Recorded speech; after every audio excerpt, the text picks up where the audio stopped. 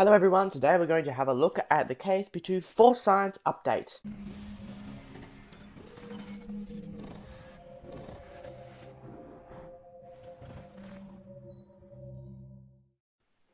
Welcome everybody, here we are on the loading screen, and like I said just before, we are going to be doing hopefully a playthrough of KSP-2 Force Science, but here is where I'm going to show off where we're starting. So here's where we're going to start our brand new campaign with, in a second, with our brand new lovely option for exploration mode. So in exploration mode, it's basically a science. It's like a half science, half career mode playthrough if you're thinking it in KSP-1. It's kind of a mix of both, and I've done a really good job putting it together, in my opinion. So let's just create our flag and get all the designs done. And by the way, this is an actual over commentary. This isn't live, so a few things might sound a little bit weird. But anyway, so as we can see here, I'm just designing my flag colors along with my flag. Now, I do have to say something about my campaigns. If this does end up being a series, well, first of all, actually, we can see we got the lovely new boat dock there. Now, what I was just saying then is the fact, for some reason, KSP-2, for some reason, it deletes my campaigns after I close the game. I've installed a mod that's hopefully going to fix that. That's bug fixes, but I'm not sure if it will. Anyway, here we are in the R&D center. This is kind of where you'll get your contracts, and they'll give you they give you science for completing them, as well as I think a few contracts that you'll actually get science for accepting them as well, I think. But that's only certain ones. That's not every contract. So anyway, here we are on the launch pad, ready to get our first batch of science with the lovely new science system. Took me a second to figure out how to use it, but I mean, you learn how to use it after a little bit. And if I was in cadet mode, which is what they're calling like beginner mode now, I probably would have figured it out a bit quicker, or at least it would have told me. So unfortunately, I didn't quite figure out that I actually need the Kerbal on the ground to do some of the science that I was trying to do there. So anyway, I only figured that out towards the end of the video. But anyway, let's just get this rocket in the air and get some lovely new science points. And just give it a second and you'll see something really exciting in a minute. When it finally comes up. Here we go. The brand new lovely entry effects. I think they look pretty good. They could definitely do with a bit of work, but they are pretty good for the first try. They don't look all that glitchy. They could do with a little bit more dramatic, like be a bit more dramatic. And also, for some reason, the heat shields in the Force Science update, they do like have that wear and tear, but it doesn't seem to like. It feels like it needs more wear and tear for the amount of flames that are on it. It's just, yeah, I think they need to add a little bit extra there and make the dramatic, just make it a bit more dramatic. But anyway, so here we are, just re-entering the atmosphere. I should have some lovely music on, which I got the idea from Matt Loud, I'm hoping. That's if we don't have any copyright issues. I'm hoping that we won't. One of them should be from... it's called, the name of the song is Pyrus Swing. I'm hoping that song is on. If it isn't, it means I've probably had a copyright thing and I had to redo the video. Anyway, here we are. We've just recovered our vessel. We got some science. I think we got 8 science. And that means we actually got to go to the R&D center. Sorry, no, Mission Control Center. I called it R&D before anyway. So you've got to go to Mission Control, and here we are. We can say submit. It's a bit hard to see from my screen here, it's a bit hard to see it, but as you can see that they gave us 25 science for completing that mission, and now we're going to track that other mission, so when we complete it, it will give us science. So now we just need to research all these different sciences, and of course science, and the new tech tree is actually pretty good. Definitely could do with a little bit of work, but I mean, it's as good as KSP-1's one was, so they've done a pretty good job. At least it's not worse than KSP-1. The amount of bugs in KSP-2 now is actually pretty minimal. I don't have all that many bugs. And as you can see here, I also unlocked a new science experiment, the Science Junior, and it's much better than the old one. The old one was like a 3-story tall tower or something when you're trying to put it on a rocket. But it's good, the new one. It's a bit smaller. So Like I said, this is going to be a playthrough, so if you want to continue watching, just subscribe, and you should be able to find the playlist. That's if I make one, and this hopefully all goes through smoothly. So there is our staging all sorted, and let's get ready for launch. So now we've got a new science experiment to do, since we've got our Science Junior. We'll do that, and it looks pretty cool. Got a pretty cool animation. We should probably have a look through all the different science experiment animation, sorry. And yeah, so also one thing to say is I'm actually, as far as I know, I'm the first one to be making a video on the Force Science update, like actually in it like this. So happy to be like that as always. So here we have liftoff of our rocket. Not much more to say other than it's going up, like rockets do. Oh, actually, one more thing we want to talk about. I probably should have shown it off in this video, but I haven't. The amount of performance boost they've had in this update. Everyone's always all carrying on about the science, the atmospheric heat effects, but the best thing about this update, at least for me, is the performance. Literally, I'm able to get between 30 and 40 FPS with all the settings on high, literally all on high, and this is on a GTX 1650. And in the past updates, I actually didn't, like I did have, definitely had lots of frame rate issues, including the patch 5, but this one has boosted my performance so much. I'm hopefully definitely gonna get into KSP-2 a lot more now, because the frame rate isn't just terrible. Like in past times, I usually only play KSP-2 when I hate myself, but now it's actually playable, it's actually enjoyable, so very happy about that. So here we are in space, I believe now. It's a bit hard for me to see my screen, but so we'll just do a little science experiment for in the vacuum of space. And we can see the lovely new science thing. It's definitely going to take a little while for me to get used to it and check, know how the whole thing works. But, I mean, after a little while we'll get it. So, still trying to figure out how the Kerbal experiments, like as in observations or surface samples, they've actually all got different names now. It's called crew observation, rather than, I can't remember what the other one was, in KSP-1. And now it's not a surface sample. I can't remember what the surface sample one's called, actually. Anyway, it's a bit different than KSP-1, so because I haven't unlocked heat shields yet, that's one thing they probably could have done a little bit better, is actually add heat shields, because at the moment at least, I have to go to the MUN before I can get any heat shields, and you can see there, my Science Junior just about exploded. Well, quite lucky that it didn't explode, but it was definitely close. So, yes, yeah, I do think I need to put the heat shield just a little bit earlier on in the tree, because we certainly wouldn't be, if this was real life, we most certainly wouldn't be able to launch our Kerbals, or humans, into space without a heat shield and go to the moon and back. And as you can see there, now they've actually finally fixed by one big issue, is when you are just about to touch in the water, you suddenly get the splash, but you're not on the water yet.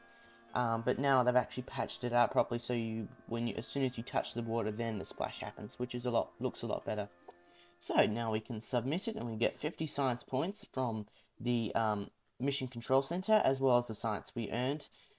So now we're also going to do a small buoyancy test, and then we are also going to go and put a satellite into orbit around Kerbin. So let's just track the mission whenever I get to it. I think I was just looking at the briefing, or the small briefing. You can go for a proper mission briefing, but I don't really like doing that. Just feels like it takes a bit too much time. So now, as we can see here, I'm going a bit crazy with unlocking all different nodes. Just trying to get it so I'm ready to go into space. So just unlock all the lights and solar panels, and I was also going to get a reaction wheel so we could actually turn the thing. And yeah, so let's just unlock all of them, and now that we've got that all unlocked,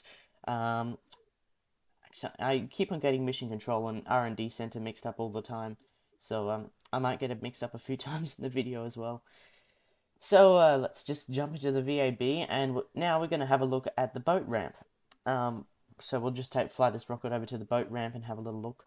I thought I was going to send this one into orbit, but I decided not to, so let's just wait for me to get on with what we're needing to do.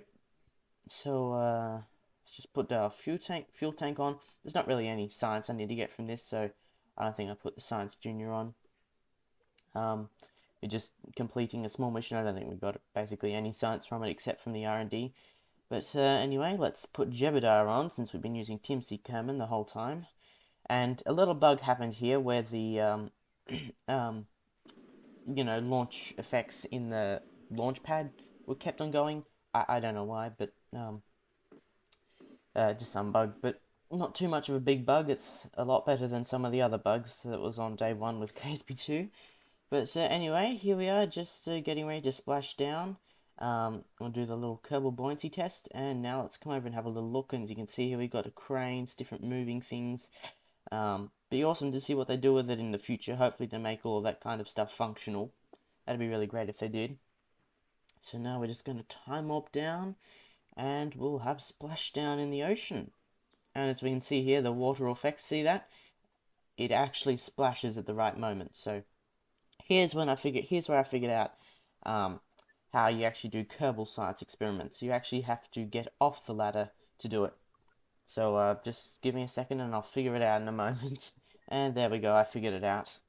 And then we got the lovely new surface sample taking animation. I do really like it. Probably would look better if it was on the land, but anyway. So now we've actually got to wait a certain amount of time for the experiments to take place.